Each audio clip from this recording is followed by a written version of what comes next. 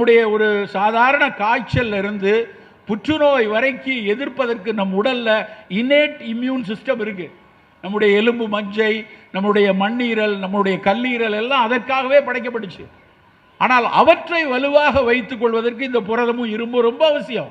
அலட்சியமாக இருக்க இருக்க ஒரு திடீர் சிக்கல்ல போய் நிற்கும் போது தான் அவ்வளோ வலி வரும். ஏங்க அயன் இவ்வளோ வச்சுருக்கீங்க, 8.2 தான் இருக்குது. கருத்தரித்து வந்திருப்பாங்க ஒரு பெண்ணு. கருத்தரித்து வந்திருக்க பெண்ணுக்கு வெறும் அயன் கம்மியாக இருக்குன்னா பதப்பதைக்கும் மொத்த நிர்வாகமே. ஒரு அரசாங்கத்திலிருந்து எல்லாரும் அயன் டெஃபிஷியன்சி குறைவாக இருக்குன்னா ரொம்ப பதப்பதைப்போம். ஏன்னா பிரசவ காலத்தில் வரக்கூடிய அத்தனை சிக்கல்களுக்கும் அடிப்படை இரும்பு தான். அப்போ பெண் குழந்தையை சிறு வயதிலிருந்தே கரெக்டாக நம்ம கொண்டு வரணும். இரும்பு சத்து கரெக்டாக இருக்கா, புரதச்சத்து சரியாக இருக்கிறதா, இது முதல் விஷயம். ரெண்டாவது விஷயம், இந்த வருங்காலத்தில் வரக்கூடிய நான் கம்யூனிகபிள் டிசீஸ், வருங்காலம்லாம் ரொம்ப தள்ளி இல்லை. நாங்கள் படிக்கும்போது அதெல்லாம் ஜீரியாட்ரிக் எயில்மெண்ட், சக்கரை, ரத்த கொதிப்புலாம் முதுமையில தான் வரும். ஆனால் இன்னைக்கு அப்படி இல்லை. 25 வயசு 30 வயசில் நிறைய பேரை சக்கரை வியாதியும் ரத்த கொதிப்பும் எட்டி பிடிக்கிறது. சக்கரை வியாதி கட்டுப்படாதவர்களுக்கு தான், நல்லா புரிஞ்சு கொள்ளுங்க, ஒரு புற்றுநோயாளிகளில் 1/6 கிட்டத்தட்ட 15% கட்டுப்பாடு இல்லாத சர்க்கரை நோயாளிகளுக்கு தான் புற்றுநோய் வருது. கட்டுப்பாடு இல்லாத சர்க்கரை நோயாளிக்கு தான் மாரடைப்பு வருது. கட்டுப்பாடு இல்லாத சர்க்கரை நோயாளிக்கு தான் சிறுநீரக நோயும் பக்கவாத நோயும் வருகிறது. அப்போ எல்லாத்துக்கும் அடிப்படை சுகர் தான். அவ்வளவு முக்கியமான சர்க்கரை நோயை நம்ம எப்படி கையாண்டுக்கிட்டு இருக்கோம்? ஸ்வீட் எடு கொண்டாடு அப்படின்னு விளம்பரம் போடுறான். ஸ்வீட் எடு திண்டாடுன்னு போடணும். இனிப்பு இனிப்பு எதை எடுத்தாலும் இனிப்பை சாப்பிடக்கூடிய இனிப்பு கடைகளில் மாதிரி மொய்க்கக்கூடிய பீக்களை பார்க்குறோம் எல்லாரும். எதுக்கு? இனிப்பு ஒரு கழிப்புற வைக்கக்கூடிய ஒரு சுவை என்பதால் நம்ம எல்லாத்துக்கும், சாமியிலிருந்து எல்லாத்துக்கும் சக்கரை பொங்கல் தான், இனிப்பு தான் கொண்டாடக்கூடிய ஒரு விஷயமாக வைத்திருக்கிறோம். ஆனால் உண்மை என்னன்னா, நான் சொன்ன சர்க்கரை நோய், இரத்த கொதிப்பு, புற்றுநோய், மாரடைப்பு எல்லாத்துக்கும் இந்த சர்க்கரை எதிரி. சர்க்கரைனா இனிப்பு, வெள்ளை சர்க்கரை தான். சிறு குழந்தைகள் அவர்களுக்கு இனிப்பு வேணும்போது கரும்பு வெல்லமோ இல்லை கருப்பட்டியோ கொடுங்க. சர்க்கரை வியாதி வந்துருச்சு அப்படின்னா எந்த இனிப்பு வேண்டாம். சார் சுகர் இருக்கு, நான் தினம் கருப்பட்டி காப்பி தான் குடிப்பேன் அப்படின்னா அதை விட முட்டாத்தனம் வேற எதுவும் கிடையாது. சுகர் இருக்கு அப்படின்னா எனக்கு சர்க்கரை வேண்டாம், தேவையில்லை. என்னைக்கோ ஒரு நாள் வருடத்தில் 2 முறை, ஒரு தீபாவளி ஒரு பொங்கல் வேணும்னா, ஒரு பிறந்த நாள் இல்லை உங்கள் மனைவியோட பிறந்த நாள், 4 நாள் சர்க்கரை வியாதிக்காரர்கள் இனிப்பு தொடட்டும். இது எந்த நாளுக்கும் இனிப்பு வேண்டாம். அந்த இனிப்பு நேரடி சர்க்கரையாக இல்லாமல் பழங்களிலிருந்து வரட்டும். ஒரு கொய்யாப்பழத்தை எடுத்துக்கொள்ளலாம், ஒரு பப்பாளியை எடுத்துக்கொள்ளலாம், ஒரு மாதுளையை எடுத்துக்கொள்ளலாம். சர்க்கரை வியாதிக்காரர்கள் மா, பலா, வாழை இந்த 3 மட்டும் விட்டுருவோம். மா, பலா, வாழை சர்க்கரை வியாதியர்களுக்கு வேண்டாம். ஆனால் வீட்டில் இருக்க மற்ற எல்லாரும் அத்தனை பழங்களையும் எடுத்துக்கொள்ளணும். ஆசார கோவை என்று ஒரு தமிழ் நூல் இருக்கு. அந்த ஆசார கோவையில் சொல்றது தலை தித்திப்பு, முதல்ல இனிப்பு தான் சாப்பிடணும். அதை மாற்றி புரிந்து கொண்ட நம் மடையர்கள் இலையில முதல்ல இனிப்பு வைக்க சொல்லியிருக்காங்கன்னு ஜாங்கிரியை வைக்கிறான். அது இனிப்பு இல்லை, இலையில முதல்ல பழத்தை வைக்கணும். முதல்ல பழம், அதுக்கப்புறம் உணவு, கடை கைப்பு, கடைசியாக கசப்பு சாப்பிடணுங்கிறாங்க. கசப்பும் துவர்ப்பும் கடையாக இருந்தாலும் அவை முழுமையாக உட்கிரகிக்கப்படக்கூடிய மிக மிக உயர்ந்த மருத்துவ குணக்கூடிய உணவுனா அது கசப்பும் துவர்ப்பும் தான். யோசிச்சு பாருங்க, இந்த போன ஒரு வாரத்தில் எத்தனை பேர் கசப்பு தினசரி சாப்பிட்டுருப்போம்? சாப்பிட்டுருக்க மாட்டோம். ஒரே ஒரு கேள்வி உங்க எல்லாருக்கும், ஒரே ஒரு கேள்வி, மனதார நியாயமாக நேர்மையாக பதில் சொல்லணும். ஒரே ஒரு கேள்விதான். உங்களுடைய குடும்பத்தில் உங்களுக்கோ, முதல் விஷயம் உங்களுக்கோ, இல்லை உங்களுடைய அப்பா அம்மாவுக்கோ, இல்லைன்னா உங்கள் தாத்தா பாட்டிக்கோ, இல்லைன்னா அக்கா தங்கச்சியிலையோ எத்தனை பேருக்கு சர்க்கரை வியாதி, இரத்த கொதிப்பு 2ல் ஏதாவது ஒன்று இருக்கு? கை தூக்குங்களேன். இங்கே எந்த புள்ளியோரும் எடுக்க வேண்டாம். அநேகமாக 80% பேர், 80% பேருக்கு இந்த பிரச்சனை இருக்கு. என்ன சிக்கல் என்றால், உங்களுடைய குழந்தைகளுக்கோ, உங்களுக்கோ, உங்களுடைய சகோதரர்களுக்கோ இந்த சிக்கல் வருவதற்கான சாத்தியம் மிக மிக அதிகம். உங்களுக்கு இருக்கு அப்படின்னா, உங்க பையனுக்கு டயபெட்டிக் வர்றதுக்கு 50% சான்ஸ் இருக்கு. இப்போ நமக்கு டயபெட்டிக் இருக்கு, நம்ம எவ்வளவு சிரமப்படுறோம், உணவுகளுக்கு எத்தனை சிக்கல் இருக்கு, எவ்வளவு அயற்சி வருகிறது, சோர்வு வருகிறதுன்னு யோசிக்கும் போது நம்ம பையன் இந்த பிரச்சனைக்குள்ள சிக்கவே கூடாது, நம்ம பொண்ணுக்கு இந்த சிக்கல் வரவே கூடாது என்ற மெனக்கெடல் நமக்கு இருக்கணும். நான் டாக்டருக்கு படிக்கணும்னு நினச்சேன், எனக்கு கிடைக்கல, நீட்டில் எல்கேஜிலேயே சேர்த்து விட்டேன். அவன் 5ஆம் கிளாஸ்லேருந்து ஜேஇ நீட்டுன்னு தலையில் லவோதிபோன்னு அடித்து படிக்க வைக்கிறேன்னு நினைக்கிற நீங்கள், எனக்கு சக்கரை வியாதி இருக்குது, எனக்கு பிசிஓடி இருக்குது, எங்கள் குடும்பத்தில் இந்த சிக்கல் இருக்குது, என் பிள்ளைக்கு வரக்கூடாது என்று அவனை ஜிம்முக்கு சேர்க்கிறதோ, இல்லை ஓட விடுறதோ, ஷட்டில் காக் விளையாடுறதோ, பெண்களை முழுமையாக அதற்கான பயிற்சிகள், உடற்பயிற்சிகள் எடுப்பதோ நாம் ஏன் தயங்கணும்? நண்பர்களே, மிக மிக கவனமாக அடுத்த தலைமுறையை இந்த நோய் கூட்டத்தில் வராமல் பார்த்து கொள்ள வேண்டிய கட்டாயம் நமக்கு இருக்குது. அடையாறு புற்றுநோய் மருத்துவமனை உங்களுக்கு தெரியும், சென்னையில் இருக்கக்கூடிய மிகப்பெரிய புற்றுநோய் மருத்துவமனை. அதில் ஒரு கருத்தரங்குக்கு நான் போயிருக்கேன். 2012-13 நடந்துச்சு. அப்போ நான் போயிருந்தப்ப ஒரு பேராசிரியை பேசுகிறாங்க. நான் உங்களைப் போல முன்னால் வரிசையில் உட்கார்ந்துருந்து அவர்கள் பேச்சை உரையை கேட்டுக்கொண்டிருக்கேன். பேசும்போது அந்த அம்மா ஒரு பெரிய ப்ரொஃபஸர், அவங்க ஒரு பவர் பாயிண்டில் ப்ரெசென்ட் பண்ணுறாங்க. அந்த பவர் பாயிண்டில் போட்டு அந்த ஸ்லைடு, ஃபஸ்ட்டு ஸ்லைடை போட்டுட்டு அதுக்கப்புறம் அவர்கள் அதை விளக்கி சொல்கிறார்கள். அதுக்கப்புறம் என்னால் அதை உட்காரவே முடியல, அவ்வளவு மனச்சுமை வந்து விட்டது அந்த அம்மா பேசுனதில். அந்த அம்மா அந்த ஃபஸ்ட்டு ஸ்லைடை போட்டுட்டு அங்கே இருக்க கூட்டத்தில் நிறைய மருத்துவர்கள் இருக்காங்க, நிறைய செவிலியர்கள் இருக்காங்க, நிறைய பேர் நோயிலிருந்து மீண்டு வந்தவங்க இருக்காங்க, நிறைய பேர் நோய்க்கான அறுவை சிகிச்சையோ கீமோ சிகிச்சையோ எடுத்தவர்கள் உட்கார்ந்துருக்காங்க. அத்தனை பேரையும் பார்த்து அவர்கள் ஆங்கிலத்தில் உரையாடுகிறார்கள். ஆங்கிலத்தில் பேசும்போது சொல்கிறாங்க, this is the only unfortunate generation. This is the only unfortunate generation, those who are going to see their own children death on their lifetime. அப்படிங்கிறார். இந்த ஒரு தலைமுறை தான் தன் அடுத்த தலைமுறையின் மரணத்தை அருகில் இருந்து பார்க்க போகிற துரதிர்ஷ்டவசமான தலைமுறை என்கிறார்கள். எவ்வளவு வேதனையான வார்த்தைன்னு பாருங்க. நம்ம பிள்ளை, நம்மளுடைய தம்பி, நம்மளுடைய அடுத்த தலைமுறை நம் முன்னால் அவதிப்பட போகிற உலகம் இது அப்படின்னு அவங்க சொல்றாங்க. என்னால் தாங்கவே முடியல. அவங்களுடைய அந்த கருத்தரங்கினுடைய இடைவேளையில் எல்லாரும் உணவு இருந்தபோது அவரை மொய்த்து கொள்வார்கள் இல்லையா, அப்படி மொய்த்து கொண்டு கேட்குறோம், என்ன மேடம் இப்படி சொல்கிறீங்களே? டேட்டாவை காட்டுறாங்க.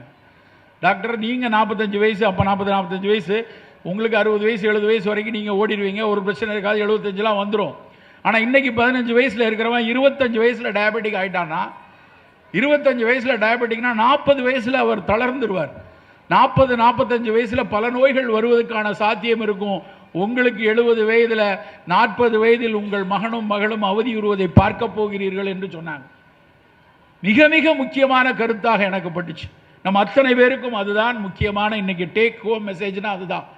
நம் குழந்தைகள் அவங்க வளர்ந்து ஆரோக்கியமாக வரக்கூடிய காலத்தில் மிகச்சரியாக நோய் இல்லாமல் இருக்கணும். நான் அதுக்காக பயமுறுத்துவதாக நினைக்காதீங்க. நவீன மருத்துவ உலகம் மிகப்பெரிய அளவில் வளர்ந்து கொண்டு இருக்கிறது. வை வி டை அப்படின்னு ஒரு புத்தகம் படித்து கொண்டிருக்கிறேன். வெங்கி ராமகிருஷ்ணன் எழுதின புத்தகம். அவர் கடையோட இந்திய வம்சாவளியில் வந்த கடைசியாக நமக்கு நோபல் பரிசு வாங்கினவர் அவர் தான். அந்த வெங்கி ராமகிருஷ்ணன் சொல்றாரு, 2050 டெத் இஸ் ஆப்ஷனல். ரொம்ப போர் அடிக்குது, நான் வேணா செத்து போறேன் அப்படின்னு போகலாம். அந்த அளவுக்கு மருத்துவம் எல்லாத்துக்கும் வந்துரும்னு ஒரு கருத்து இருக்கு. எப்படி? டெத் இஸ் ஆப்ஷனல், வேணும்னா செத்து போகலாம், இல்லைன்னா இன்னும் போயிட்டே இருக்கும் அப்படிங்கிற அளவுக்கு உலகம், நவீன மருத்துவ உலகம் போய்கொண்டு தான் இருக்குது. ஸ்டெம் செல்லை வச்சு பாக்கெட்லேயே கிட்னி வச்சுக்கலாம், ஹார்ட்டை தனியாக செஞ்சு எடுத்து பொருத்தி கொள்ளலாம். இப்படி பல ஆய்வுகள் நடந்து கொண்டே இருக்கிறது. முதலில் அது பெரிய பணக்காரர்களுக்கான ஒரு விஷயமா இருக்கும். அப்புறம் வெகுஜனம் எல்லாத்துக்கும் வரத்தான் செய்யும். அது இருக்கட்டும், அது இன்னொரு பக்கம். ஆனால் அவற்றிற்கெல்லாம் நம்ம உள்ளே போகாத அளவுக்கு நம்ம நோய் கூட்டங்களிலிருந்து நம்ம அடுத்த தலைமுறையை காப்பாற்ற வேண்டும். என்னவெல்லாம் செய்ய வேண்டும் என்பதை மட்டும் சொல்லிவிட்டு என் உரையை முடிக்கிறேன். முதல் விஷயம், இனிப்பு மீது வெறுப்பை வளர்த்துக் கொள்ளுங்கள். ஸ்வீட் வெள்ளை சர்க்கரை வேண்டாம். தேவைப்படும் போது பழங்களிலிருந்து இனிப்பை எடுத்துக்கொள்வோம். இது முதல் விஷயம். ரெண்டாவது, உப்பை குறைத்துக் கொள்வோம். இந்த உலகத்திலேயே உப்பு அதிகமாக சாப்பிட்ற கூட்டம் நம்ம தான். உலக சுகாதார நிறுவனம் சொல்லுது, ஒரு நாளைக்கு 8 கிராம் 4 கிராம் தான் உப்பு சாப்பிடணும். ஒரு நாளைக்கு 4 கிராம். ஆனால் நம்ம சாப்பிட்றது ஒரு நாளைக்கு 8 கிராம் சாப்பிடுறோம். டபுள் மடங்கு சாப்பிட்றோம். அப்படி டபுள் மடங்கு உப்பு சாப்பிட்டு சொரணையோடு இருக்க மாதிரி தெரியல பல விஷயங்களை பார்க்கும்போது. ஆனால் நம்ம என்ன தப்பாக புரிந்துக்கிட்டோம்னா, உப்பற்ற அதனை உப்பில்லா பண்டம் குப்பையிலே அப்படின்னு ஒருத்தர் சொல்லியிருக்காங்க. அவங்க சொன்ன கருத்து என்னன்னா, உப்பு ஒரு பாதுகாக்கக்கூடிய பொருள். நீ உப்பு போட்டு பதப்படுத்தலைன்னா மீன் கெட்டு போயிடும், பழம் கெட்டு போயிடும். உப்பு போட்டு பதப்படுத்து என்றார்கள். அது பதப்படுத்த வேண்டிய ஒரு சில பொருட்களுக்கு உப்பு. அதனால் சாம்பாரில் உப்பு, காயில் உப்பு, கீரையில் உப்பு, ஊறுகாய் இல்லாமல் சாப்பிடவே மாட்டேன் அப்படின்னு அடம் பிடிக்கிறது பெரிய பேதலித்தனம். அவசியமற்ற உப்பு மிக குறைவாக எடுத்தாகணும். உங்கள் வீட்டு குழந்தைகளில் உப்பையும் இனிப்பையும் குறைவாகவே சிறு வயதிலிருந்து பழக்குங்க. இங்கே இருக்கக்கூடிய நடுத்தர வயதினர் உப்பும் இனிப்பும் மிக குறைவாக எடுக்கக்கூடிய ஒரு கண்டிப்பை வளர்த்து கொள்ளணும். சரி, எதை கூட்டுறது? கசப்பும் துவர்ப்பும் கூட சாப்பிடணும். எந்த பொருளெல்லாம் கசப்பாக இருக்கிறதோ, பாவக்காய் கசப்பு, கோவக்காய் கசப்பு, வெந்தயம் கசப்பு, கருவேப்பிலை கசப்பு, இதில் ஏதாவது ஒரு பொருள் தினசரி இருக்கட்டும். துவர்ப்பு, நிறைய பேருக்கு துவர்ப்புனா என்னன்னே தெரியாது. நான் சென்னை மாதிரி இடத்துல நிறைய இடத்துல பேசும்போது துவர்ப்பு யாராவது 2 எக்ஸாம்பிள் கொடுக்கணும் தெரியாது. அது என்ன சார் துவர்த்துனா என்னது? தமிழாசிரியருக்கு தெரியும். துவர்த்தல் என்றால் உலர்தல், உலர வைக்க. அதனால தான் மாதவிடாய் சமயத்தில் ரொம்ப ரத்தப்போக்கு இருந்தால் அதை உலர வைக்க வேண்டும் என்பதற்காக வாழைப்பூவை கொடுப்பார்கள். நம்ம வீட்டில் வாழைப்பூ பொரியல் கொடு, வாழைப்பூவை இடித்து சாறு கொடு, பீரியட் ரொம்ப அதிகமாக போச்சுன்னா அதை எடுப்பாங்க. துவர்ப்பினுடைய மிக மிக உச்சமான ஒரு பொருள் உங்களுடைய மலையடிவாரம் பூரா இருக்கு, மலை பூரா இருக்கு, கடுக்காய். எவ்வளவு சிறப்பான ஒரு காய், உலகம் கொண்டாடுகிறது, நமக்கு தெரியாது. இந்த மலையில் எத்தனை டன் கடுக்காய் கிடைக்கும், பொறுக்கிட்டு வரலாம். காணிகள் பொறுக்கி எடுத்து வரக்கூடிய இந்தியன் மைராபிலான்னு பேர், அது இந்தியன் செஸ்னட், டெர்மினேலியா செபுலா அப்படிம்பாங்க பொட்டானிக்கலா. 6 சுவையும் இருக்கக்கூடிய உலகத்தின் ஒரே பொருள் கடுக்காய் மட்டும்தான் நண்பர்களே. 6 சுவையும், ஒவ்வொரு பொருளுக்கும் ஒரு சுவை 2 சுவை இருக்கும். ஆனால் அந்த 6 சுவை, இனிப்பு, உப்பு, புளிப்பு, காரம், துவர்ப்பு, கசப்பு, இந்த 6ம் இருக்கக்கூடிய ஒரு பொருள் கடுக்கா. துவர்ப்பு கொஞ்சம் தூக்கலா இருக்கும். கடுக்காயும் தாயும் கருதில் ஒன்றை கேள், தாய் கடுக்காயை விட பெரிதுன்னா சித்தர்கள். அது எப்படி? ஒரு தாய் தானே உலகத்தின் மிகச்சிறந்தவள், அவளை விட கடுக்கா பெருசா அப்படின்னா அவன் சொல்றான் அடுத்த வரி, தாய் பாசத்தின் பேரில், அன்பின் பேரில் அறுசுவையை கொஞ்சம் கூட கூட கொடுத்து நோயை உண்டாக்கிடுவா. ஆனால் கடுக்காய் அதே 6 சுவையை கொடுத்து நோயை போக்கிரும். அப்போ தாயை விட கடுக்காய் தானே மேலே அப்படின்னு சொன்னாங்க. அவ்வளவு முக்கியமான கடுக்காய். கடுக்காய் ஒரு மிகச்சிறந்த ஃபங்க்ஷனல் ஃபுட்டு, எல்லாரும் சாப்பிடக்கூடிய உணவு. கடுக்காய் சாப்பிட்டு எதுவும் பாதகம் வரும் என்று எந்த அறிவியலும் சொல்லலை. 1008 டாக்ஸிட்டி ஸ்டடிஸ் பண்ணிட்டாங்க. கடுக்காய்க்கு அகநஞ்சு. கடுக்காயினுடைய விதையை நீக்கிடணும். கடுக்காயினுடைய விதையை நீக்கி மேலே இருக்க பெரிகார்ப் அப்படின்னு சொல்லக்கூடிய அந்த உலர்ந்த பழத்தினுடைய அந்த பவுடர் தினசரி 6.5 ஸ்பூன், ஒரு 50 வயதுக்கு மேற்பட்டவர்கள் தினசரி எடுத்துக்கொள்ளலாம். அதிலே இருக்க கடுக்காய் பிஞ்சு, பிஞ்சு கடுக்காயை லேசாக விளக்கெண்ணெயில் வறுத்து பொடி செய்து மலச்சிக்கல் இருப்பவர்களுக்கு கொடுப்போம். கடுக்காய் இயல்பாக மலத்தை, ரொம்ப அற்புதமான விஷயம் என்னன்னா, கடுக்காய் பொடிக்கு ஒரு அற்புதமான குணம் என்னன்னா, ஒன்று மலத்தை இழக்கும், ஒருவேளை பேதி இருக்கவர்களுக்கு மலத்தை கட்டுவதற்கும் அந்த கடுக்காய் உதவி செய்யும். எவ்வளவு அற்புதமான மருந்து, ரொம்ப எளிய ஒரு மருந்து. அந்த கடுக்காய், நெல்லிக்காய், தாண்டிக்காய், இந்த 3 சேர்ந்து தான் திரிபலா அப்படிம்பாங்க. அது 3 இந்த மலைவாரத்தில் இருக்கு. இந்த நெல்லிக்காயை இந்த மேற்கு தொடர்ச்சி மலையினுடைய அடிவாரத்தில் மேலும் பார்த்து பார்த்து வேந்திருக்கேன். ஒரு முறை இந்த வாசுதேவநல்லூர் பக்கம் நான் வண்டியில் போகிறேன். ஒரு பெரிய அந்த காடு முழுக்க ஒரு பெரிய தோட்டம் முழுக்க நெல்லிக்காய் கூட்டம். நெல்லிக்காய் அப்படியே கொத்து கொத்தா, நெல்லிக்காய் எப்படி மரம் எப்படி கொத்து கொத்தா இருக்கும், பார்த்தா எப்படி இருக்கும். என் காரில் போகும்போது அதை கண்ணில் பட்டவொடனே ஏன் நிறுத்து அப்படின்னு சொல்லி அந்த வாசல் பகுதியில் போயிட்டு எனக்கு அந்த நெல்லிக்காயை வாங்கணும்னு ஆசை. அந்த தோட்டக்காரர்கிட்ட வண்டியை நிறுத்திட்டு நேராக இறங்கி, கார்லேருந்து இறங்கி போய் அவர்கிட்ட, சார் கொஞ்சம் நெல்லிக்காய் வேணும், இங்கே நிறைய நெல்லிக்காய் இருக்குது, எடுத்துக்குவா அப்படின்னா. அவர் எப்படி பார்த்தாரு, எடுத்துக்கோங்க சார் அப்படின்னாரு. அப்புறம் என்ன ஒருவேளை இப்படி எடுத்துக்கோங்கன்னு சொல்கிறாரு. சரி என்ன விலை? எடுத்துக்கோங்க சார் அப்படின்னாரு. சரின்னு நான் போய் பையில் அங்கேருந்து பின்னாடி இருந்து ஒரு துணிப்பை எடுத்து போய் அதில் போய் பொறுக்கி எடுத்துகிட்டு போய் அவர்கிட்ட திரும்ப கொடுத்து, எடை எவ்வளோ இருக்குன்னு பார்த்து நீங்கள் எவ்வளோ விலைன்னு சொல்லுங்கள் அப்படிங்கிறேன். சார் எடுத்துகிட்டு போங்க சார். ஏன்னு திரும்ப கேட்குறேன். ஏங்க ஒரு தோட்டக்காரர் நீங்கள் பாட்டு எடுத்துகிட்டு போங்க, பறிகூலி கூட கிடையாது, என்ன செய்யன்னு தெரியாமல் சும்மா போட்டிருக்கோம், வேணாம் எடுத்துகிட்டு போங்க அப்படின்னா. அவ்வளவு வேதனையாக இருந்தது. உலகத்தின் ஆக சிறந்த கனி நெல்லிக்காய் 1 கிலோ 250 ரூபாய்க்கு விற்கலாம். ஆனால் அதுக்கு 5 ரூபாய்க்கு அவர்கிட்ட கேட்குறேன், 5 ரூபாய்க்கு எடுக்கிறாங்க சார். அதுக்கு எடுக்காமல் போய் யார் வேணாலும் எடுத்துக்கோங்கன்னு நான் சொல்லியிருக்கேன் அப்படின்னு எனக்கு கேட்ட அன்றைக்கு அவ்வளவு வேதனையாக. நிறைய நண்பர்களிடம் அன்றைக்கு காரில் போகும்போது பூரா நெல்லிக்காயை பற்றி தான் பேசிட்டு போகிறேன். நம்ம அத்தனை பேரும் தினசரி ஒரு நெல்லிக்காய் சாப்பிடுவது அவ்வளவு நல்லது. அந்த நெல்லிக்காய் வெறும் விட்டமின் சி மட்டும் கிடையாது. நிறைய பேர் நினச்சிருக்காங்க நெல்லிக்காய் விட்டமின் சி இருக்குது, 600 மைக்ரோகிராம் இருக்குன்னு கூகுளில் போட்டிருக்காங்க, அதனால் சாப்பிட்றேன். அது மட்டும் இல்லை, நெல்லிக்காயில் பல மருத்துவ கூறுகள் இருக்குது.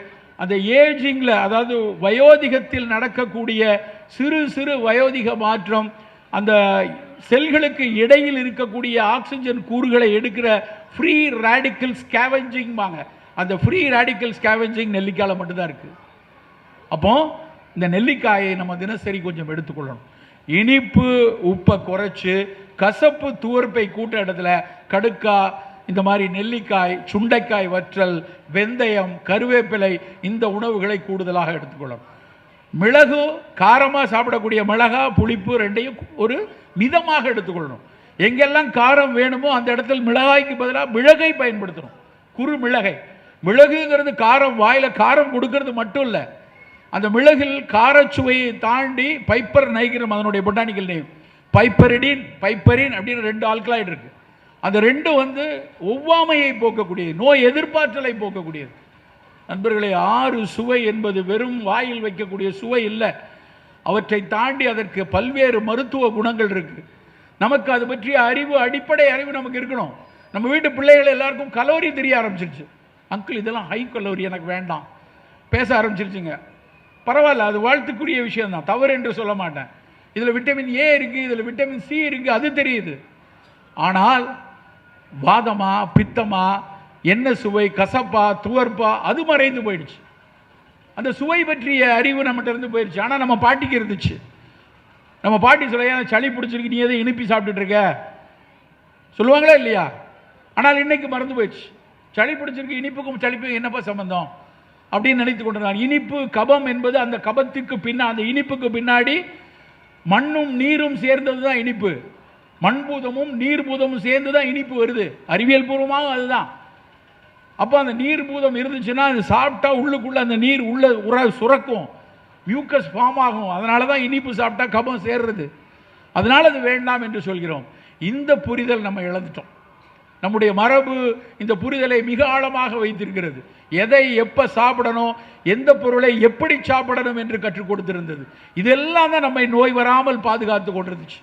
நம்ம எதை எடுத்தாலும் வாய்க்கு ருசியாக மாற்றி சாப்பிட்டுக்கிட்டு இருக்கோம். எதை கேட்டால் நான் சொல்லுவேன், சார் நெல்லிக்காயை சாப்பிடுங்கன்னா நெல்லிக்காயை ஊறுகாய் போட்டுருவாங்க. சார் நான் நெல்லிக்காய் ஊறுகாய் போட்டு தினம் சாப்பிட்றேன். அது எவ்வளோ பெரிய தவறு. நெல்லிக்காயை ஊறுகாய் போடுறதுல நெல்லிக்காயையும் சாகடிச்சு நம்மளையும், அதுதான். இல்லைன்னா எதை எடுத்தாலும் பஜ்ஜி போடுறது. நல்ல பொருள் தான். எங்கள் வீட்டில் கத்திரிக்காய் பஜ்ஜி, வாழைக்காய் பஜ்ஜி, மிளகாய் பஜ்ஜி, எதை எடுத்தாலும் கடலை மாவில் முக்கி கொண்டு போய் பொரிச்சு எடுக்கிறது. அது வயிற்றை சீரழிக்கும். அதில் இருக்கக்கூடிய நல்ல பொருளாக இருந்தாலும் அதை இப்படி சீரழிக்கிற மாதிரி மாற்றுறதுல பிரயோஜனமே இல்லை. அதன் சுவையை உணரும்படி சாப்பிடணும். ஒரு சுவையை வாயில் ரசித்து மகிழ்ந்து சாப்பிடக்கூடிய ஒரு பழக்கம் அமைதியாக சாப்பிட்டா தான் வரும். ஒரு கையில் கார் ஓட்டிக்கிட்டே இன்னொரு கையில் வாயில் சாப்பிட்டுட்டு போகிற கூட்டம் கூடியிருக்கு. அவசரம்னு பரபரன்னு எதை திங்கிறோன்னு தெரியாமல் காலங்காத்தால் தின்னுட்டு வர்ற கூட்டமும் இருக்குது. நம்ம நல்ல நிதானமாக ரசித்து, நொறுங்க தின்றால் 100 வயதுன்னு எதுக்கு சொன்னாங்க? சாப்பிட்ற உணவை மிக ரசித்து அதை சமைத்து கொடுப்பவர்களை, மனைவியை இல்லை யாராவது வீட்டில் சிப்பந்தி செய்து கொடுக்கிறார்கள் என்றால் அவர்களை மனமாற பாராட்டி சாப்பிடணும். அந்த சாப்பாடு சாப்பிடும்போது ரொம்ப நல்லா இருக்குல்லப்பா, ரொம்ப நல்லா செஞ்சிருக்கிறிய அப்படின்னு ஒரு சொல் உங்கள் முகம் மலர்ந்து பாராட்டி சாப்பிடுங்கள். அது குடும்பத்தில் மாபெரும் மகிழ்ச்சியை என்னைக்கும் கொடுக்கும். அப்படி அந்த மாதிரி உணவு இருந்தோம்னா பொறுமையாக நிதானமாக நம்ம சாப்பிடணும். எப்படி சாப்பிட வேண்டும் என்று ஆசார கோவை சொல்லுது. கிடந்து உண்ணார், நின்று உண்ணார். நின்றுட்டு திங்காத, படுத்து கிடந்து சாப்பிடாதங்கிறான். ஆனால் இன்னைக்கு பெரிய பெரிய பணக்கார வீட்டு திருமணங்களில் கையில் பிச்சைக்கார மாதிரி தட்டை ஏந்திட்டு போய் புஃபே எல்லாத்தையும் அள்ளி போட்டு சாப்பிட்றது பெரிய கலாச்சாரமாயிருச்சு. உணவு அப்படின்னா நல்லா கீழே உட்காந்து சம்மணம் கூட்டி சாப்பிடணும். சரி, சம்மணம் கூட்டி சாப்பிட வேணாம், அட்லீஸ்ட் சேரில் உட்காந்து அது சாப்பிடணும். நின்றுக்கிட்டே அறக்க பறக்க சாப்பிட்றது சாப்பாடு இல்லை சார். அதில் என்ன சார் நடந்துட போகுது, அது என்ன பண்ணிடும் அப்படின்னு நினைக்கிறோம். நின்று இருக்கும்போது உடலில் இருக்கக்கூடிய ஃபிசியாலஜியும் உட்கார்ந்து இருக்கும்போது ஃபிசியாலஜியும் வேற கொஞ்சம் மாறும். அப்போ அமர்ந்து சமணம் கூட்டி உட்கார்னா என்ன அர்த்தம்? சமணன் போல். சமணன் தான் இப்படி காலை இப்படி மடித்து இப்படி உட்கார்ந்தான், அதுதான் சம்மணம் கூட்டின்னு வந்துருச்சு. நம்ம காலை இப்படி மடித்து உட்கார்ந்து அந்த சமணனுடைய போஸ் அதுதான் பின்னாடி வந்துருச்சு. அப்படி சாப்பிட்டு கொண்டிருந்த நாம் அறக்க பறக்க ஓடி சாப்பிடுவதிலிருந்து வெளியேறணும். நோய் வராமல் இருக்க வேண்டும் என்றால் நம் அக்கறை துவங்க வேண்டிய இடம் உணவு. நண்பர்களே, நான் அடிக்கடி சொல்வதுண்டு, நம் அடுப்பங்கரையில் கூடுதலாக செலவழிக்கக்கூடிய 20 நிமிடங்கள் நல்லா கேட்டுக்கொள்ளுங்க. அடுப்பங்கரையில் கூடுதலாக செலவழிக்கக்கூடிய 20 நிமிடங்கள் நம் ஆயுட்காலத்தில் கூடுதலாக 20 வருஷங்களை தரும். இதெல்லாம் பெண்களுக்கு அப்படின்னு சொல்லி ஆண்கள்லாம் பார்த்துட்டு இருக்க வேண்டாம். அடுப்பங்கரையில் ஆணும் பெண்ணும் இணைந்து செய்யணும் சாப்பாடை. அது ரொம்ப முக்கியமான விஷயம். ஒரே ஒரு பெண் மட்டும் கை தட்டுறாங்க, மற்றவங்களாம் அப்படி பார்த்துட்டு இருக்காங்க. ஏன்னா நம்ம வந்து பல விஷயங்களில் வந்து பகுத்தறிந்து மேலே முன்னாடி வரோம். ஆனால் என்ன, இன்னைக்கு வரைக்கும் அடுப்பங்கரையில் நான் நிறைய நேரம் காலையில் எங்கள் ஊர் பக்கத்தில் ஒரு ஏரி இருக்குது, அதில் தான் நடக்க போவேன். அது நடக்கும்போது பார்த்தா முன்னாடியெல்லாம் 4 பேர் நடந்துட்டு இருந்தோம். இப்போல்லாம் நடை பற்றிய விழிப்புணர்வு வந்ததுனால பெரிய கூட்டம் ஆயிடுச்சு, இடிச்சுக்கிட்டு நடக்கிற அளவுக்கு ஆயிடுச்சு அந்த இடம். ஆனால் எனக்கு ஒரு கேள்வி வந்தது. கிட்டத்தட்ட அந்த ஏரியை சுற்றி ஒரு 500 பேர் நடந்துட்டு இருப்பாங்க. அதில் வெறும் 50 பேர் கூட பெண்கள் இருக்க மாட்டாங்க. 450 பேர் இவங்க வீட்டு பெண்கள்லாம் ஏன் நடக்கலை அப்படின்னா, இவங்கெல்லாம் போய் இட்லியை வச்சுட்டு இருப்பாங்க, தோசை சுட்டுட்டு இருப்பாங்க, மாப்பிள்ளை வராரு. பல பெண்கள் பார்த்தீங்கன்னா அவங்க ஆயுட்காலத்தில் கிட்டத்தட்ட 3,75,000 தோசை சுடுறாங்க. வாழ்க்கை முழுக்க நான் வந்து மாவு அரைப்பேன், தோசை சுடுவேன், தோசை வைப்பேன். வேணாம், அதெல்லாம் தூக்கி எறிவோம். என்னைக்கோ பெரியார் சொல்லிட்டாரு, வேண்டாம் அதெல்லாம் தூக்கி, அதெல்லாம் நம்ம எல்லாரும் சேர்ந்து செய்யணும். யார் செய்யல, நாங்களும் நானும் சேர்ந்து செய்யணும். உணவு என்பது, உணவை தயாரிக்கிறது கணவனும் மனைவி. நான் அப்படி தான் செய்கிறேன். நான் உன்னை வெளியே தனியாக பிரிச்சுலாம் பண்ணிட்டு இருக்கல. எல்லா இடத்திலும் எல்லோரும் பங்கேற்க வேண்டும். அதை விட மிக முக்கியமான விஷயம், ஆண்களுக்கான விஷயம் என்னன்னா, எந்த ஆண்மகன் மிகச்சரியாக சமையலறையில் மனைவியோடு அதற்காக பணி செய்கிறார்களோ அவர்கள் மீது காதல் பெருகும் என்று ஆய்வு சொல்லுது. சும்மா சொல்லல, அவர்கள் மீதான காதல், அவங்க வீட்டுக்கான குடும்ப உறவுகள் மேம்படும் என்கிறார்கள். அப்போ நம்ம ஏன் சமைக்கக்கூடாது? எல்லாத்தையும், இதெல்லாம் ரொம்ப முக்கியமான விஷயம். நான் நிறைய மீட்டிங்கில் நிறைய இடத்துல எழுதும்போது பேசும்போது கம்பஞ்சோறு கூட, சினைதானியத்தில் உப்புமா செய்யுங்க, திணை பாயாசம் செய்யுங்கன்னு எழுதினோடனே ஒருத்தர் வேகமாக வந்தார். சார் எங்கள் தம்பி வீட்டில் பெரிய கலவரம் சார், என் தம்பி பாடாப்படுத்திட்டு இருக்கான் ஒய்ஃபை, நீ முடக்கறதான் சூப்பு கொண்டு வா சிவராமன் சொல்லியிருக்காரு, கம்பு பிரியாணி பண்ணித்தான் சிவராமன் சொல்லியிருக்காரு அப்படின்னு சொல்லி அவங்களுக்குள்ளே அடிச்சுட்டு இருக்காங்கன்னு. முதல்ல அவனை இழுத்துட்டு வா அப்படின்னா, நான் சொல்வது எல்லோரும் வீட்டில் ஒரு மாற்றம் வர வேண்டும் என்றால் அந்த மாற்றத்துக்கு தாய் தந்தை 2 பேரும் சேர்ந்து பணியாற்றணும். 2 பேரும் சேர்ந்து, நம்ம எல்லாரும் இதுதான் சாப்பிடணும், நம்ம எல்லாருக்குமான உணவு இது, இதை மகிழ்ந்து சாப்பிடுவோம். அதுக்காக விடுதிக்கு போய் சாப்பிடுங்க, வெளியே போய் சாப்பிடலாம். என்றைக்கோ ஒரு நாள் வெளியே மகிழ்ந்து, அதில் மகிழ்ச்சிங்கிறது ரொம்ப முக்கியமான விஷயம். வீட்டில் ஒரு விருந்துகளுக்கு விலக்கானவர்கள் இல்லை, நமக்கு விருந்து வேணும். ஆனால் விருந்தும் மருந்தும் மிக கொஞ்சம் 3 நாள் தான், வருஷத்துக்கு 3 நாள் வச்சுக்கலாம். சனிக்கிழமையான எல்லா ஹோட்டல்லையும் போய் நிறைஞ்சு கிடக்கூடாது. வாரம் நான் வெளியே தான் சாப்பிடுவேன், இதுவாவது பரவாயில்ல. இரவெல்லாம் வெளியில் சாப்பிடக்கூடிய வழக்கம் பெருகி கொண்டே இருக்கு. எங்கள் வீட்டில் நாங்கள் சின்ன பிள்ளையில் எனக்கு ஞாபகம் இருக்குது, ராத்திரி சாப்பாடு என்ன அப்படின்னு அம்மாட்ட கேட்டால் என்ன சொல்லுவாங்க, மத்தியானத்தோட மீதி. அதுதான், மத்தியானம் சோறாக்கியிருப்பாங்க, கொஞ்சம் மீதி இருக்கும், அதில் மோர் விட்டு ஒரு ஊறுகாய் வச்சு சாப்பிட்டோம். இல்லைன்னா மோர் சோறோட வந்து வத்தல் வடகம் கொடுத்துட்டா பெரிய விஷயம். என்னைக்காவது ஒரு நாள் அம்மா ஆசைப்பட்டு ரசம் வைத்து தருவார்கள், அது ஆனந்தமான நாள். அவ்வளவுதான் நம்மகிட்ட. இன்னைக்கு போய் சொல்லி பாருங்க, வீட்டில் நைட் என்ன, நைட்டு வந்து மத்தியானம் சாப்பிடு அப்படின்னா அப்படிங்கிறான். எங்கள் ஊரில் வந்து சிவப்பு கலர் பனியனும் சிவப்பு கலர் பைக்கும் போட்டு ஒரு பெரிய கும்பல் ராத்திரியில் ஆயிரக்கணக்கில் சுற்றுது. ஸ்விக்கி சொமாட்டோ அப்படின்னு இங்கே சுற்றுதான்னு தெரியல. தென்காசியில் ஒவ்வொரு நாளும் ராத்திரி அவன் அப்பா பிள்ளைகிட்ட சொன்னால் உடனே நீ சாப்பிடாத, எனக்கு வேண்டியதை நான் ஆர்டர் பண்ணிக்கிறேன், ஃபோனை கொண்டா அப்படின்னு ஆர்டர் பண்ணுறான். இவன் நான் ஆர்டர் பண்ணும்போது கம்பங்கூழ் நல்லது, இல்லைன்னா கருப்பு கவுனிக்கு பாயாசம் கூட நான் ஆர்டர் போடுறான். அவன் போடுற ஆர்டர்லாம் என்ன இருக்குது, பாஸ்தா இருக்கா, டோனட் இருக்கா, இல்லை ஸ்பகெட்டி இருக்கா, இப்படி என்னென்னத்தையோ குப்பையை வாங்கி அவர்கள் இரவில் சாப்பிடுகிறார்கள். அப்போ எவ்வளவு சிக்கலான ஒரு உலகத்தில் நம்ம இருக்கிறோம் நம்ம பார்த்து கொள்ளணும். தினம் தினம் இரவில் இப்படியான குப்பை உணவுகளை சாப்பிடும் குழந்தைகளுக்கு நோய் கூட்டங்கள் வருவதற்கான வாய்ப்புகள் மிக மிக அதிகம். நான் சொல்லலை, நவம்பர் 18 போன 3 மாதம் தான் ஆச்சு, நவம்பர் 18 2025 லான்செட் என்கிற பத்திரிகை, அதுதான் மருத்துவ உலகின் பிதாமகன் பத்திரிகை. லான்செட்டில் ஒரு பப்ளிகேஷன் வந்துருச்சுன்னா அந்த டாக்டருக்கு மிகப்பெரிய, அந்த ஆய்வாளருக்கு பெரும் பட்டம். எப்படி அறிவியலில் நேச்சரில் வந்து பெரிய விஷயமோ அது மாதிரி மருத்துவ உலகில் லான்செட் பத்திரிகையில் ஒரு ஆய்வு அறிக்கை வெளியாச்சுன்னா அது மிகச்சிறந்தது. லான்செட்டில் பப்ளிஷ் ஆச்சுன்னா அது வந்து மிக மிக முக்கியமான சரியான துல்லியமான தரவுகள் இருந்தால் மட்டும்தான் லான்செட்டில் வரும். அந்த லான்செட்டில் போன நவம்பர் 18 உங்கள் யார்கிட்டெல்லாம் உங்கள் ஃபோனில் சாட் ஜிபிடி இருக்கோ, இல்லைன்னா பெர்ப்ளெக்சிட்டி இருக்கோ, இல்லைன்னா கூகுள் இருக்கோ, போட்டு பாருங்கள், அந்த பேப்பரை டவுன்லோட் பண்ணிக்கலாம். அந்த லான்செட்டில் என்ன எழுதியிருக்கான் அப்படின்னா, யூபிஎஃப் அல்ட்ரா ப்ராசஸ்டு ஃபுட்டு, நான் சொன்னேன், அத்தனை சிப்ஸு, ஸ்நாக்ஸு, இந்த மாதிரி குப்பை உணவுகள் எந்த அளவுக்கு உடல் நலத்துக்கு பாதிப்பு தரணும் உலகம் முழுக்க ஆய்வு செய்து போட்டிருக்காங்க. சாதாரண ஆய்வுகளில் 15 வருஷம் 18 வருஷம் சிப்ஸு சாப்பிட்டவன் என்ன ஆனா, நூடுல்ஸ் சாப்பிட்டவன் என்ன ஆனா, ஸ்பகட்டிக்கு என்ன ஆகுது, இந்த மாதிரி ஒரு ஹெவி ப்ராசஸ் பண்ணும்போது அது என்னென்ன சிக்கல்களை உருவாக்குகிறது என்று ஆய்ந்து அறிந்து போட்டிருக்காங்க. ரொம்ப முக்கியமாக குழந்தைகளுக்கு எவ்வளவு சிக்கல்களை கொடுக்கிறது என்று போடுகிறார்கள். நண்பர்களே, இந்த உலகத்தினுடைய வணிக கண்ணி மிக மிக இறுக்கமானது. எல்லாவற்றையும் வணிக பார்வையில் பார்க்கக்கூடிய உலகத்தில் தான் நம்ம இருக்கோம். அது மறுக்கவே முடியாது. 3 நாளைக்கு முன்னாடி ட்ரம்ப் ட்வீட் பண்ணியிருக்காரு. இந்திய அரசாங்கத்தினுடைய இந்தியாவினுடைய பிரதமரும் அவரும் அந்த ஒப்பந்தத்திற்கு சரியாகிவிட்டார்கள். 18% இறக்குமதி வரியை நான் குறைத்து விட்டேன், இந்தியா என் மிக நேச நாடு அப்படின்னு ட்ரம்ப் சொல்லியிருக்காரு. அதுக்கு கீழே இன்னொரு பேரா இருக்கு.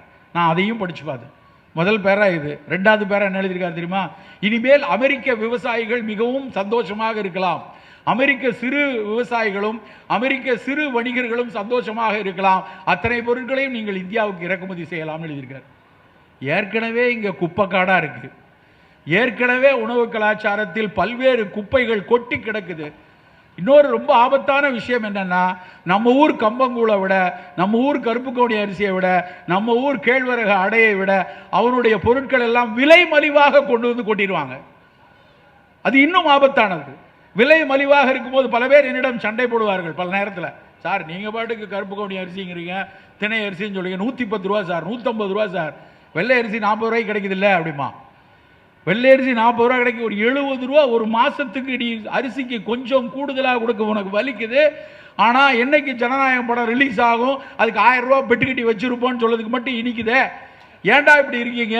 இந்த 70 ரூபாய் என்ன எல்லாரும் பெரிய கார்பரேட் கம்பெனியாக எடுத்துகிட்டு போயிடுவான். என் விவசாயிக்கு கூடுதலாக 70 ரூபாய் கிடைக்குன்னா அது கொடுக்கடா, ஒரு பிரச்சனை இல்லை அப்படின்னு நான் சொல்லுவேன். நண்பர்களை, சற்று விலை உயர்வாக நம்முடைய நல்ல பொருட்கள் கிடைத்தாலும் பிற உதாசீனங்களை ஒழித்து விட்டு அதற்காக நாம் மெனக்கெடுவோம். எங்கேயாவது ஒரு ஏழை விவசாயி கொண்டு வர திணையரிசிலையோ கம்பரிசிலையோ அவர் ஜாக்குவார் காரில் போகிறத நம்ம பார்த்துருக்கோமா? அவர் சைக்கிளில் தான் இன்றைக்கும் அதை மூடையில் கட்டி கொண்டு போய் எங்கேயாவது இது விற்க முடியாதா என்று அலைந்து கொண்டிருக்கிறார். நம்முடைய உணவுப் பொருட்கள் சற்று மிகச்சரியான பொருட்கள், மிகச்சரியான இந்த சிறுதானியங்கள் விலை சற்று குறைவாக இருந்தாலும் நாம் ஆதரிக்க வேண்டும் அவங்களை. அப்படியான நல்ல உணவுகளை நம் வீட்டில் கொடுத்து கொண்டே இருக்க வேண்டும். நண்பர்களே, இறுதியாக நம்முடைய ஆரோக்கியத்திற்கு சவால்களாக முன்னிற்கக்கூடிய அந்த நான் கம்யூனிகபிள் டிசீஸ் என்கிற சர்க்கரை, இரத்த கொதிப்பு, புற்றுநோய்களின் பிடியில் நாம் தாக்கப்படாமல் இருக்கணும்னா உணவில் அக்கறையாக இருக்கணும். இனிப்பு உப்பை குறைத்து கசப்பு துவர்ப்பை கூப்பிடுவோம். அடுத்து இந்த அல்ட்ரா ப்ராசஸ் ஃபுட்டுங்கிற செயற்கை நிறமூட்டிகள், பல்வேறு ப்ரிசர்வேட்டிவ் போட்டு வடிவங்களை மாற்றி வரக்கூடிய குப்பை உணவுகளின் பிடியில் நாம் சிக்க வேண்டாம். அது என்னைக்கோ ஒரு நாள் சொல்லி அதுக்கு ஒரு பெரிய ஒய்யாரத்தை கொடுத்து விடாதீர்கள். நம்ம வீட்டு பிள்ளைகிட்ட நீ மேக்ஸில் 100 வாங்கினேன்னா உனக்கு பீஸா வாங்கி தருவேன்னு சொன்னால் நம்மளை விட முட்டாப்பைய வேறு யாரும் கிடையாது. அப்போ அவன் என்ன நினைப்பான்? ஓ, அப்போ மிக உயர்ந்த இடம் போல இருக்க அப்படின்னு நினைத்து அவன் கையில் காசு வரும்போது அவனே நேரடியாக போய் அதை போய் வாங்கிடுவான். அதற்கு ஒரு ஒய்யாரம் கொடுக்க வேண்டாம், அது நமக்கு வேண்டாம். அப்படி குப்பை உணவுகளின் பிடியிலிருந்து விலகுவோம். கூடுமான வரை நம் அருகாமையில் கிடைக்கக்கூடிய உணவுகளை எடுப்போம். நம்ம வீட்டில் கிடைக்கிற இங்கே இருக்கிற பப்பாளி, இங்கே இருக்கிற நெல்லிக்காய், இங்கே இருக்க கடுக்காய், இங்கே கிடைக்கக்கூடிய இளநீர், அது நமக்கு போதும். வெளிநாட்டிலிருந்து கிவி பழம் வேண்டாம். வெளிநாட்டிலிருந்து நான் கொண்டு வந்து ப்ளூபெரி கலிஃபோர்னியாவிலேருந்து கொண்டு கொடுக்க நமக்கு தேவையில்லை. நம்ம ஊர் நவ்வாப்பழத்தை விட அந்த ஊர் ப்ளூபெரி ஒன்றும் உயர்ந்தது கிடையாது. அந்த நவ்வாப்பழத்தில் இருக்கக்கூடிய அதே ஆந்தோசைனின் தான் அந்த ப்ளூபெரிலையும் இருக்குது. எதுக்கு போய் 100 கிராம் 500 ரூபா கொடுத்து அந்த ப்ளூபெரியை வாங்கணும்? அது கலிஃபோர்னியாவிலேருந்து வரணுமா? நம்ம ஊர் நவ்வாப்பழம் போதும். அப்படி அருகாமையில் இருக்கக்கூடிய பழங்களை எடுத்துக்கொள்வோம். மணமூட்டிகளை, இஞ்சி, சீரகம், பூண்டு, புதினா, கருஞ்சீரகம் எல்லாத்தையும் நம் உணவில் அவ்வப்போது மசாலா பொருட்களாக சேர்த்து கொள்வோம். அதுக்காக இதெல்லாம் போட்ட மிட் நைட் பிரியாணி போவோம்னு நினைக்காதீங்க. பிரியாணி மிகச்சிறப்பு தான், ஆனால் அதை பகல்லையோ காலையிலையோ சாப்பிடுவோம். நள்ளிரவில் போய் மிட் நைட் பிரியாணி சாப்பிட்றது வயிற்றுக்கு நல்லதில்லை. அப்படி உணவை மிகச்சரியாக எடுத்துக்கொள்வோம். இறுதியாக இந்த நாட்டில் சர்க்கரை, இரத்த கொதிப்பு, புற்றுநோய் கூடிக்கிட்டே வர்ற மாதிரி மிக மிக வேதனையாக கூடிக்கொண்டே வரக்கூடிய இன்னொரு நோய் மது வெறி நோய். பெரிய அளவில் மது ஏற்றுக்கொள்ளப்படக்கூடிய ஒரு விஷயமா மாறிக்கிட்டே இருக்கு. பல நேரங்களில் நம்ம இதில் ஃபோனில் பார்க்கும்போது வேதனையாக இருக்கிறது. பள்ளி குழந்தைகள் மது அருந்துவ படத்தை காட்டுறான். சிறு சிறு பசங்களும் கல்லூரி மாணவர்களும் மாணவிகளும் எல்லோரும் ஆண் பெண் சமமாக நாங்கள் மது அருந்துகிறோம், ஆடுறோம், பாடுறோம் போடுறாங்க. வேதனையாக இருக்குது நண்பர்களே. 2000 வருஷத்துக்கு முன்னாடியே மாசான் வள்ளுவன் சொல்லிட்டான், கல் உண்ணாமை வேணாம். ஔவையார் கல் குடித்தவங்க தான், அதை பற்றும் படிச்சிருக்கோம். ஆனால் அதை படித்த அதே சமூகத்தில் ஆசான் வள்ளுவன் சொல்கிறான், வேண்டாம் கள். அவன் கள் வேண்டான்னு சொன்னது அது ஒரு கார்சினோஜெனிக் ஏஜென்ட்னு தெரிஞ்சு இல்லை. கல்லில் இருக்கக்கூடிய ஒரு எத்தனால், மதுவில் இருக்கக்கூடிய எத்தனால் குடல் புற்றுநோயை உருவாக்கும் என்று சொல்லல. அவர் சொன்னது என்னென்றால், கள் புத்தியை அழிக்கும், அறத்தை கொல்லும். இந்த அறத்தை அழிக்கக்கூடிய புத்தியை கொல்லக்கூடிய கள் வேண்டாம் என்று 2000 வருஷம் முன்னாடி சொல்லிட்டாங்க. இன்றைக்கு பெண்கள் மீது நடக்கக்கூடிய அத்தனை வன்முறைக்கும் அடிப்படை காரணம் மதுதான். ஆனால் மதுவை நாம் ஏற்றுக்கொண்டு, என் வீட்டுக்காரர் கொஞ்சமா சோசியல் ட்ரிங்கர்னு பெண்களே சொல்றாங்க. வேதனையாக இருக்கிறது. வேண்டாம் நண்பர்களே, ஒருபோதும் மது வேண்டாம். ஆண்களே மதுவை ஏற்றுக்கொள்ளாதீர்கள். பெண்களே மது அருந்துபவர்களை ஒருபோதும் ஏற்றுக்கொள்ளாதீர்கள். நன்றி, வணக்கம். இந்த தகவல் உங்களுக்கு பிடிச்சிருந்தா லைக் பண்ணுங்க, உங்க ஃப்ரெண்ட்ஸுக்கு ஷேர் பண்ணுங்க, மறக்காம எங்க சேனலுக்கு சப்ஸ்கிரைப் பண்ணுங்க.